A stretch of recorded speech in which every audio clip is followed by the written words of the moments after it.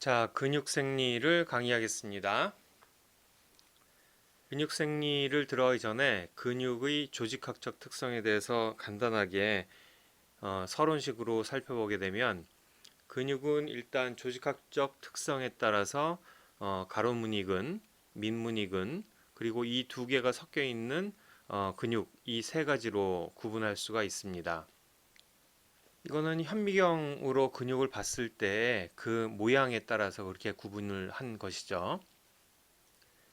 반면에 근육을 기능을 기준으로 해서 구분을 하게 되면은 뼈대에 연결돼 가지고 골격을 움직이는 골격근이 있고 내장기관을 움직이는 내장근이 있습니다. 또 심장의 박동을 시키는 심장근으로 구분할 수가 있습니다. 이 기능적인 구분과 조직학적 구분을 합치면은 같이 설명을 하게 되면 뼈대 근육에 관련된 것이 골격근에 관련된 것이 가로무늬근에 해당이 되고 그다음에 내장기관을 움직이는 내장근에 관련된 것이 민무늬근에 해당이 되고 심장근은 가로무늬근과 민무늬근의 성격을 같이 갖고 있는 것을 얘기를 합니다. 자, 그림으로 잠깐 살펴보게 되면 현미경으로 봤을 때 골격근과 내장근은 이렇게 현미경적 모양의 차이가 나죠.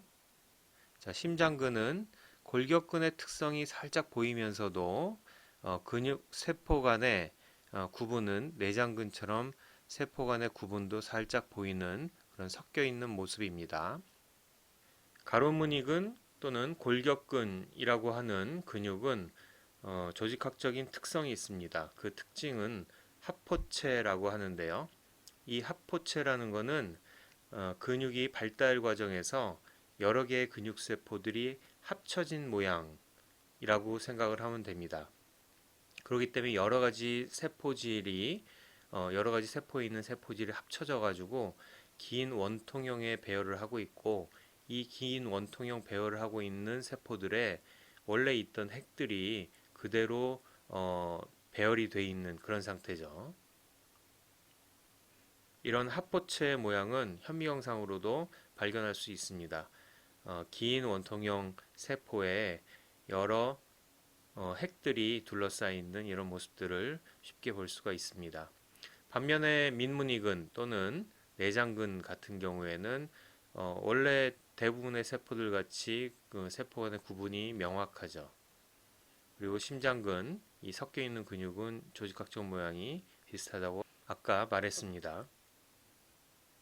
자, 근육을 움직이는 기능의 측면에서 봤을 때 골격근은 중추신경의 명령에 의해서 중추신경의 의식에 의해서 명령에 의해서 수축과 이완이 일어나는 수의근인 반면에 내장근과 심장근의 경우에는 우리가 인식을 해가지고 심박수를 늘리자 위의 운동을 높이자라고 명령을 할 수가 없죠. 이렇게 무의식 속에서 운동이 일어나는 불수익은 이렇게 두 가지로 나눌 수 있습니다.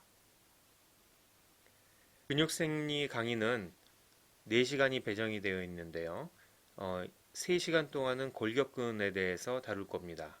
그리고 1시간은 내장근에 대해서 다룰 겁니다. 그리고 심장근은 나은식 교수님께서 강의하시는 심장학에서 심장 근육에 대해서 그 특징을 다시 한번 자세히 설명해 주실 겁니다.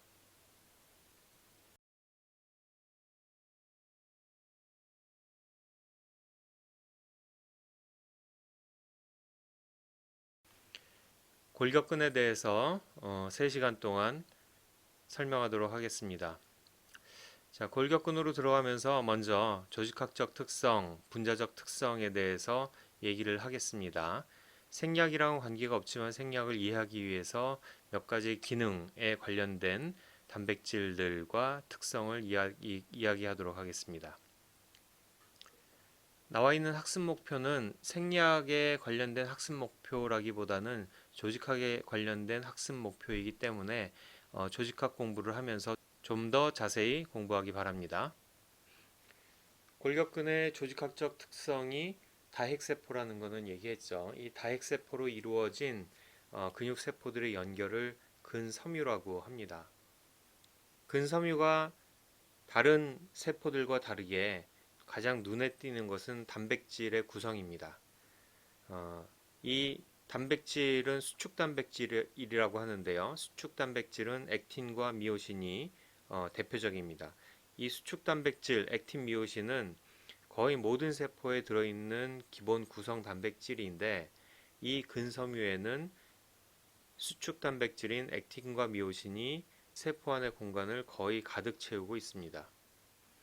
이 근섬유 내에 있는 수축 단백질은 조직학적으로 배열이 매우 일정하게 되어 있으면서 근원섬유를 이룹니다. 마이오피브릴이라고 얘기하죠. 이 근원섬유 안에 수축의 단위가 되는 근절이라는 게 계속 반복되어 있는 것도 조직학적으로 볼 수가 있습니다. 이 근절 안에는 굵은 섬유와 가는 섬유로 구성되어 있고 이 굵은 섬유를 지판에 부착시키는 튀틴 단백질, 가는 섬유를 지판에 부착시키는 캡지 단백질이 이제 또 구성되어 있습니다. 조직학에서 좀 더 자세히 다룰 것이라고 생각되기 때문에 간단하게 넘어가도록 하겠습니다. 가는 섬유는 액틴으로 구성되어 있죠.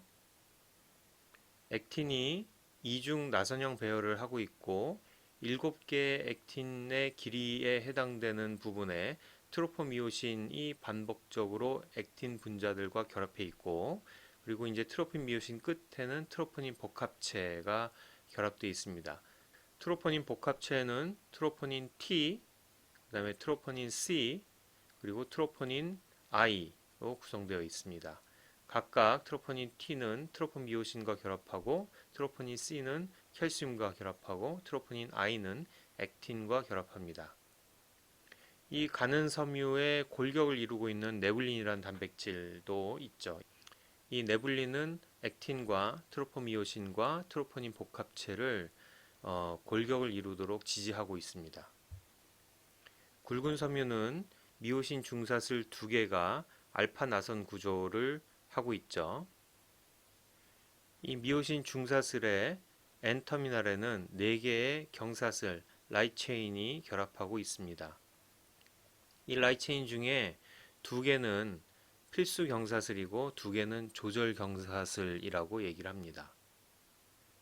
이 굵은 섬유를 그림으로 간단히 설명을 하면 중사슬이 2개의 중사슬이 나선형 구조를 갖고 있고 N터미널 쪽에 구 형태를 이루고 있는 머리를 볼 수가 있죠.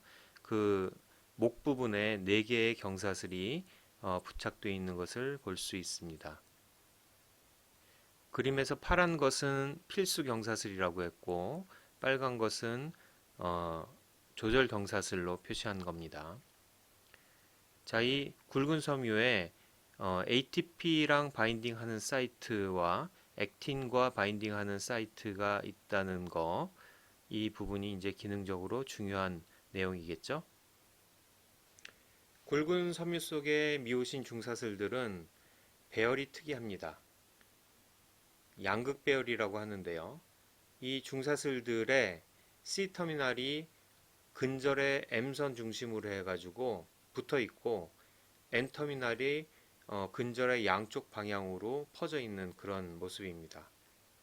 그림으로 확인하면 밑에 그림을 보게 되면 하나하나의 중사슬이 M선을 중심으로 해가지고 C터미널끼리 붙어 있고 N터미널은 각각 양쪽 방향으로 벌려져 있는 그런 모습이죠.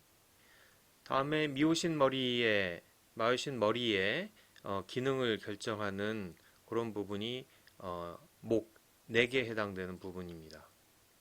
자, 미오신 머리에서 ATP가 붙으면은 이 경사슬의 구조적인 변화가 일어나서 미오신 머리가 둥근 머리가 움직이게 됩니다. 여기서 이제 근육이 수축할 수 있는 동력이 발생하게 됩니다.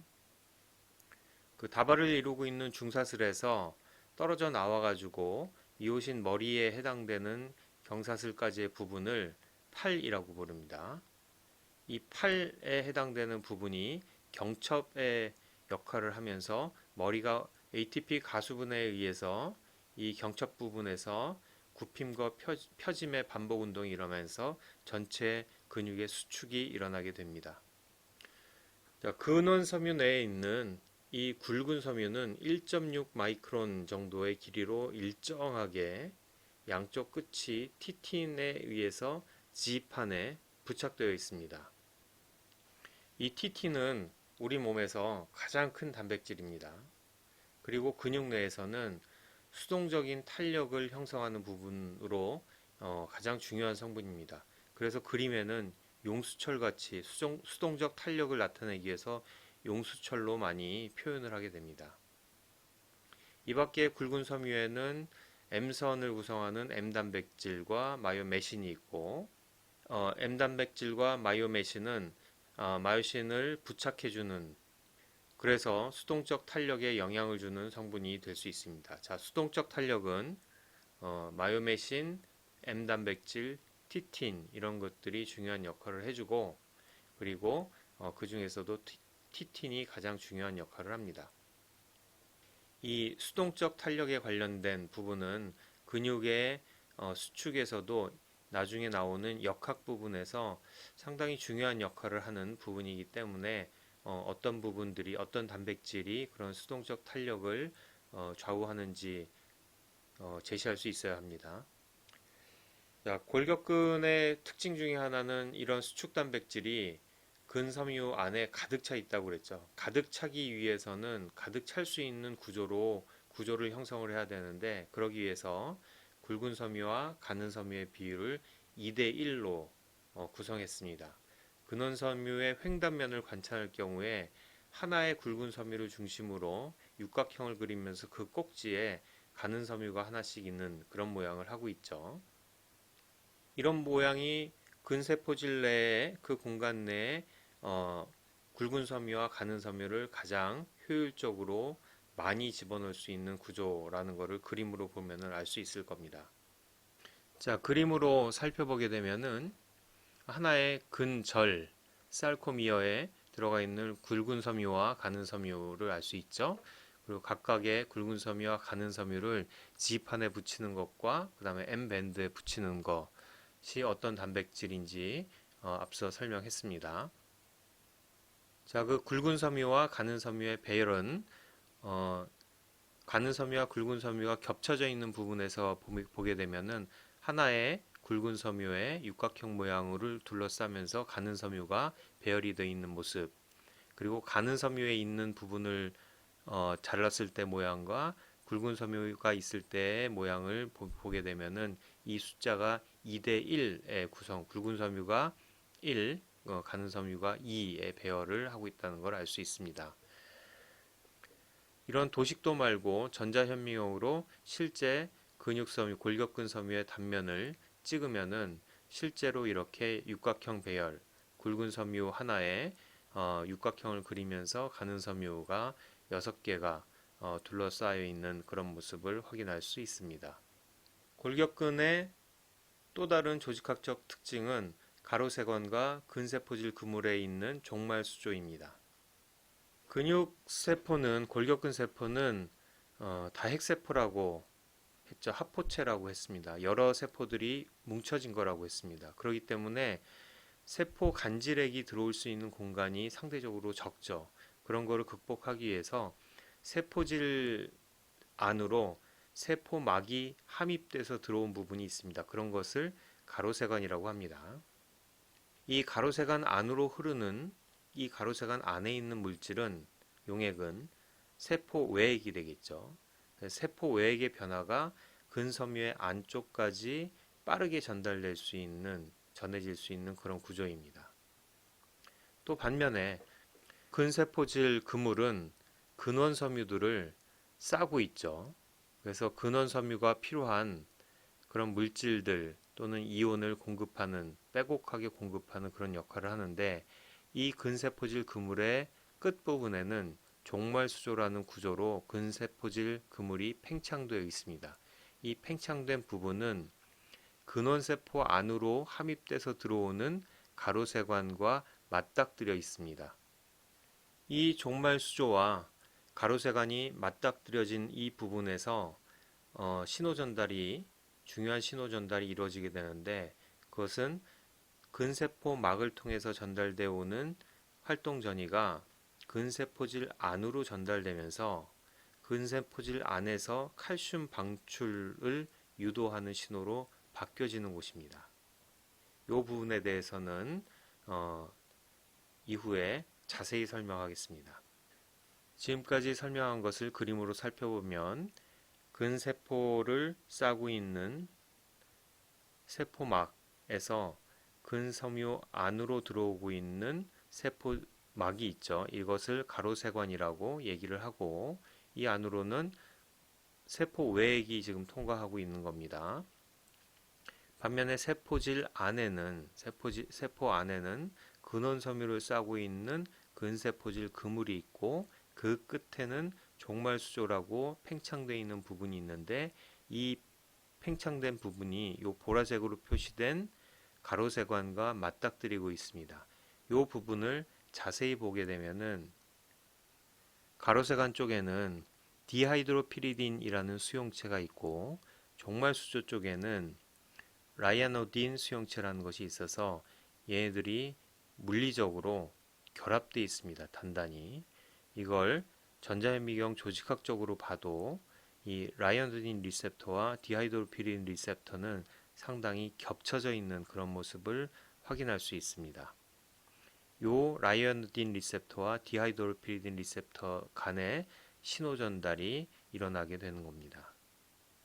자, 요 전자현미경 사진에서 보면은 근원섬유를 싸고 있는 근세포질 그물이 있고 그 끝에 가로세관이 하나가 지나가는 것을 볼 수가 있습니다. 화살표로 표시가 되어 있죠.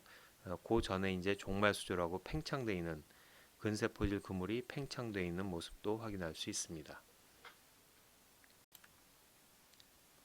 지금까지는 골격근세포의 조직학적 특성에 대해서 얘기를 했습니다. 이제부터는 골격근육의 수축 기전에 대해서 생리학적인 설명을 할 것입니다. 골격근 수축은 세 단계의 중요한 단계를 거쳐서 수축 운동이 일어나게 됩니다.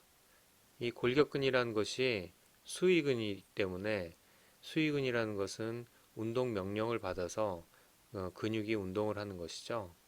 그러면 운동 명령, 즉 신경에서 오는 신호 전달이 근세포로 와가지고 근세포의 전달로 바뀌어야 되고 그 다음에 근육세포가 그 안까지 신호가 전달이 돼가지고 그 안에 있는 수축 단백질이라는 단백질들의 분자적인 변화가 일어나서 수축 운동을 이끌어내야 됩니다.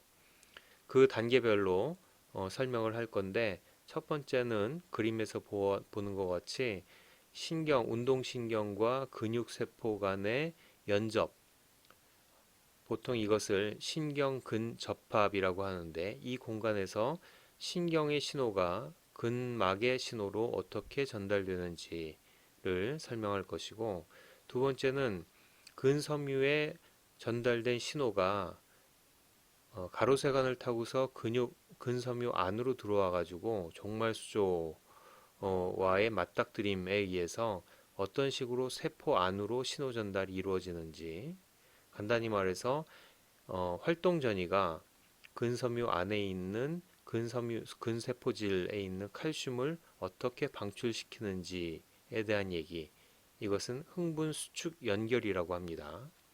그 다음에 세 번째는 이렇게 해서 증가된 근섬유질 안에 있는 칼슘의 높아진 칼슘이 어떻게 수축 단백질을 변화시켜서 수축 운동이 일어나게 되는지, 이 분자생물학적 변화를 교차 다리 주기로 설명을 하고 있고 이 교차 다리 주기를 통해서 결국 수축 단백질이 수축 운동이 발생하는데 이것은 그 모습이 활주하는 모습과 같다 해서 근육 수축의 활주설이라고 설명을 합니다.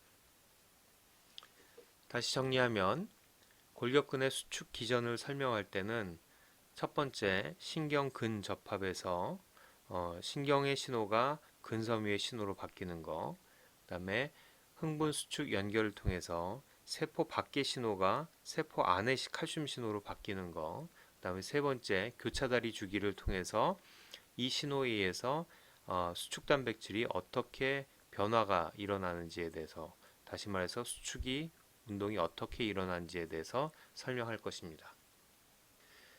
자, 첫 번째, 신경 근접합에서의 신호 전달에 대해서 설명하겠습니다. 자, 하나의 운동신경은 그 말단에서 근육과 연접을 이룰 때 보통 말단이 가지를 쳐가지고 한 3개에서 100개 정도의 가지를 갖고 있습니다.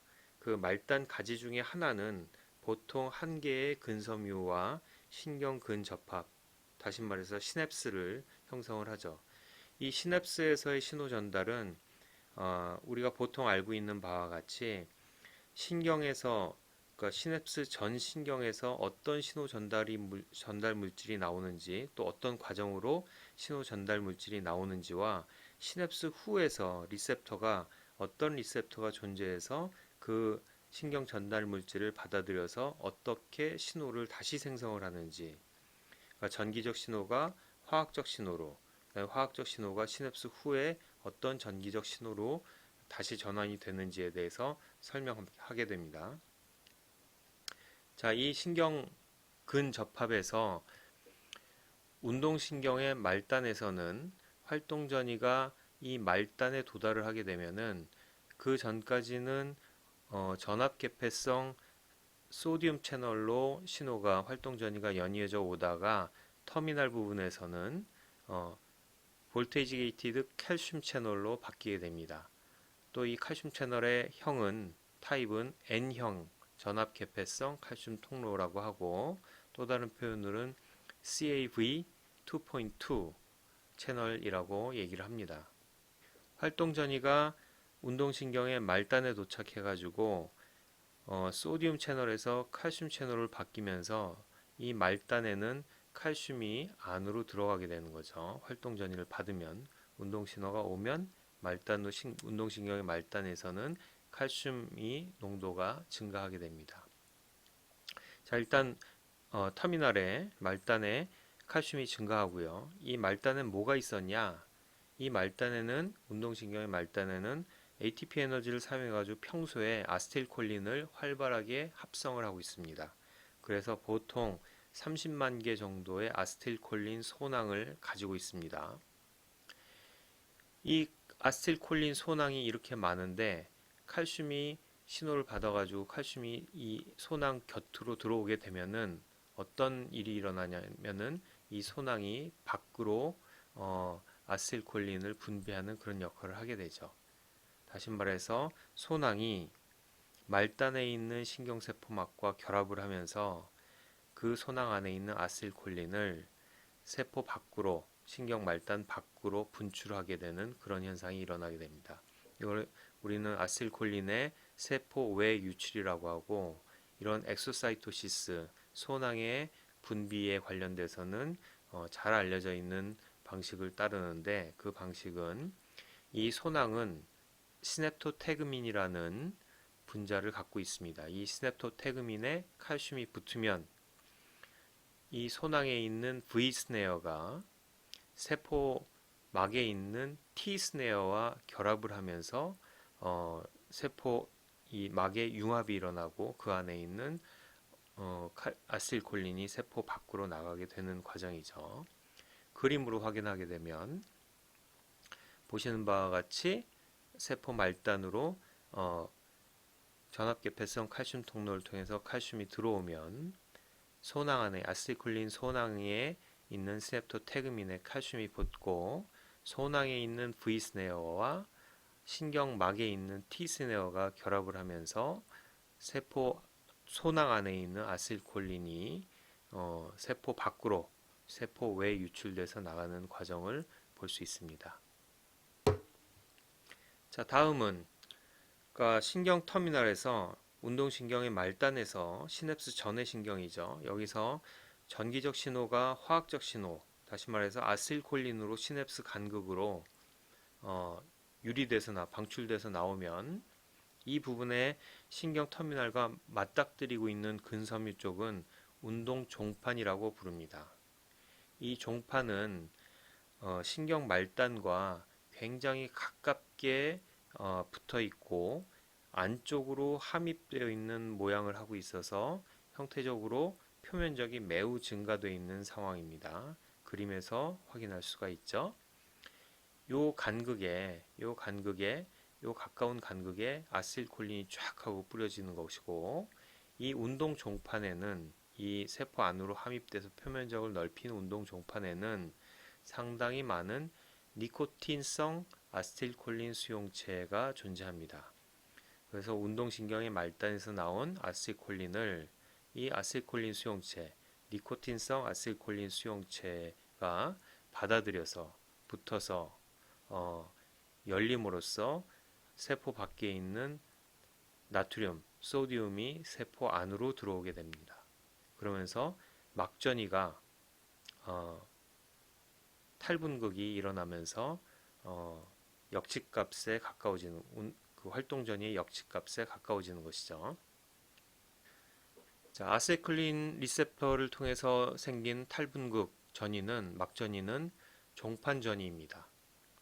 엔드 플레이트 포텐셜, 일종의 이제 단계적 전입니다. 이 단계적 전이라는 것은 아세틸콜린이 많이 유리되면, 그래서 아세틸콜린 리셉터가 많이 열리면 훨씬 더 큰 탈분극이 일어나고, 적게 나오면은 탈분극이 적게 일어나는 거죠. 그래서 이 단계적으로 아세틸콜린 양에 의해서 활동전이의 역치값이 넘어가면은 활동전이가 발생하는 겁니다. 자, 활동전이를 발생하게 하는 그런 그 수용체는 역시 볼테이지 게이티드 소디움 채널입니다. 그림에서 보는 것 같이 운동종판에 세포 근세포 안쪽으로 함입되어 있는 초반 부분에는 아세틸콜린 리셉터가 있다면은 그 안쪽에는 볼테이지 게이티드 소디움 채널이 있죠. 그래서 아세틸콜린 수용체가 열리면서 나온 막전이에 의해서 막전이가 요 볼테이지 게이티드 소디움 채널의 역치값을 넘으면은 이 볼테이지 게이티드 소디움 채널은 일시에 열리면서 활동전이를 만들게 됩니다. 자, 운동신경의 말단에서 분비되는 아세틸콜린의 양은 다행히도 이 운동 종판에서 만들어지는 아세틸콜린 리셉터에 의해서 만들어지는 단계적 전이, 종판 전이를 충분히 크게 만들어서 역치값을 충분히 넘깁니다. 그렇기 때문에 하나의 운동신경의 운동 신호에서 나오는 아세틸콜린은 근섬유의 활동 전이를 충분히 만들어냅니다.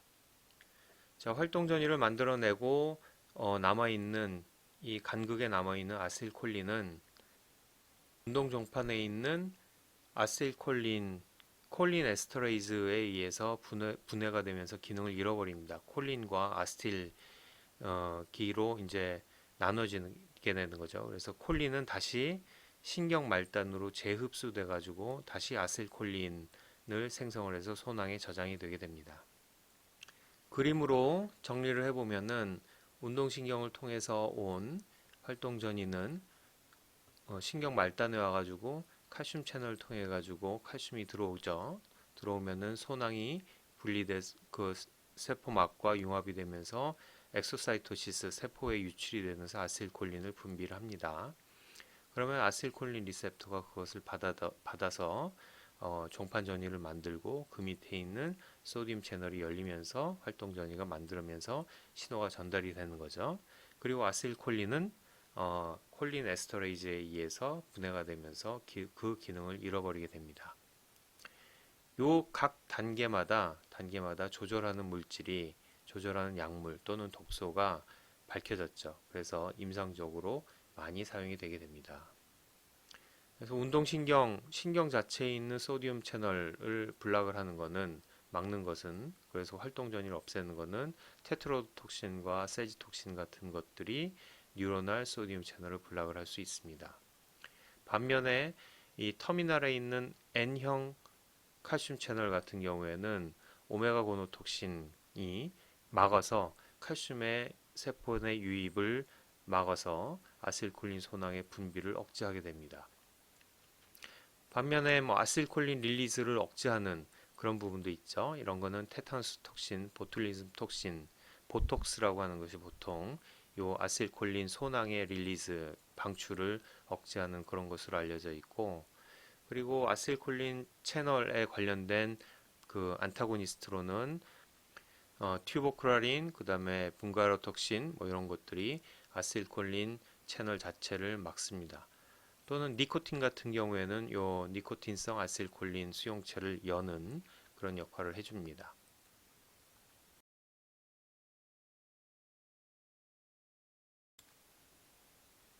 자, 골격근 수축을 설명하기 위한 두 번째 기전으로는 흥분 수축 연결입니다. 앞서 설명한 것 같이 흥분 수축 연결은 신경근 접합을 통해서 온 신호가 근섬유막을 지날 때 이 세포막에 있는 신호가 세포 안에 있는 신호로 전달되는 과정을 설명하는 것이 흥분수축 연결이죠. 근섬유막의 안정막 전이는 매우 안정적으로 마이너스 90mV로 되어 있는데 활동 전이가 생기게 되면은 이 활동 전이는 굉장히 빠르게 근세포막을 타고 넘어갑니다. 초당 3에서 5m 정도의 속도로 빠르게 진행이 되죠. 자, 종판전이에서 만들어진 이 활동전이의 폭은 단지 5ms 정도로 굉장히 짧습니다. 요 그림에서 보는 것 같이 이 5ms 정도의 아주 짧은 활동전이가 세포질 내에 칼슘 신호로 바뀌면서 약 50ms 정도가 한 10배 정도의 흥분을 유지하는 그런 역할을 해줍니다. 이 길게 유지된 이 흥분을 통해서 칼슘이 세포질 안으로 유리될 수 있게 되고 이 칼슘의 높은 농도로 유지되는 이 칼슘의 농도에 따라서 그 다음 단계의 교차주기 다리를 돌리게 되는 그런 역할을 하게 됩니다. 자, 그럼 활동 전이가 어떻게 칼슘 신호로 바뀌게 되는지를 설명해야겠죠. 요 활동 전이가 칼슘 신호로 바뀌는 그 부분은 앞서 조직학에서 설명한 가로세관과 종말수조의 맞닥뜨림에서 이루어집니다. 자, 그림으로 설명하겠습니다. 이 윗부분은 가로세관이고 밑에 부분은 종말수조입니다. 이 가운데는 세포질이겠죠. 자, 종말수조 쪽에는 라이아노딘 리셉터가 표시되어 있고 그 다음에 가로세관 쪽에는 디하이드로피리딘 수용체가 배열되어 있는 것을 볼 수 있습니다. 이 디하이드로피리딘 리셉터라는 것은 전압계폐성 칼슘 통로입니다. 볼테이지 게이티드 칼슘 채널이고 이 신경 말단에 있는 E형, N형 칼슘 채널이 아니라 L 타입 칼슘 채널입니다. 이 L은 Long Lasting Type 칼슘 채널이라는 뜻이고 다른 표기로는 CAV 1.1으로 표기를 합니다. 이 가로세관에 있는 칼슘 통로는 그 이름에서 알 수 있듯이 활동 전이의 높아진 그 막전이에 의해서 열리게 되고 한번 열리면은 상당히 긴 기간 동안 유지되는 칼슘의 통로가 유지되는 그런 채널이겠죠. 그래서 이 채널을 통해서 칼슘이 안으로 들어오게 됩니다.